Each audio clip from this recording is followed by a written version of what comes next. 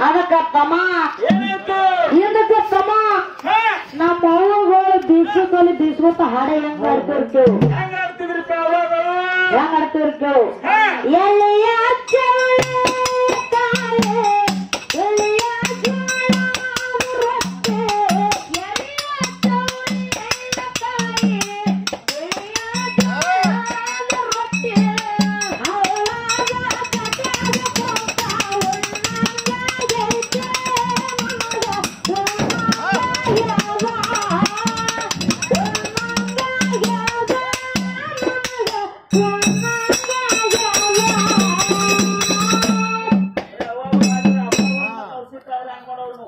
ಅದಕ್ಕ ತಮ್ಮ ಅಪ್ಪ ಹೋಳಿ ಹೆಂಗ್ ಆಡ್ತಿರ್ತೇವ್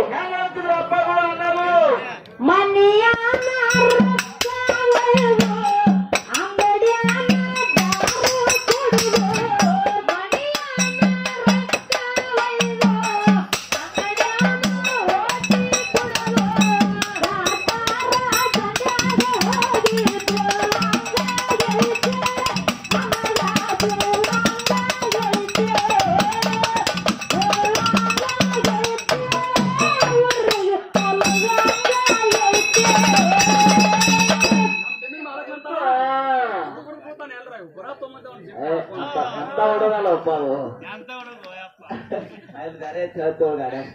ಅದಕ್ಕ ತಮ್ಮ ಯಾಕಪ್ಪ ಅಂತ ಕೇಳ ಬಹಳಷ್ಟು ಜನ ಹೊಡೆದ ಬೇಡ ಈ ಚಾಲತಿ ಹೆಂಗಕ್ಕೇವ್ ತಮ್ಮಗಳು ಪಪ್ಪ ತಿಳ್ಕೊಬಾರ್ದು ಈ ಚಾಲತಿ ಹೆಂಗೈತಿ ಹೆಂಗಕ್ಕೇವ್ ಹಿಂದಿನ ತಿರುಗಿ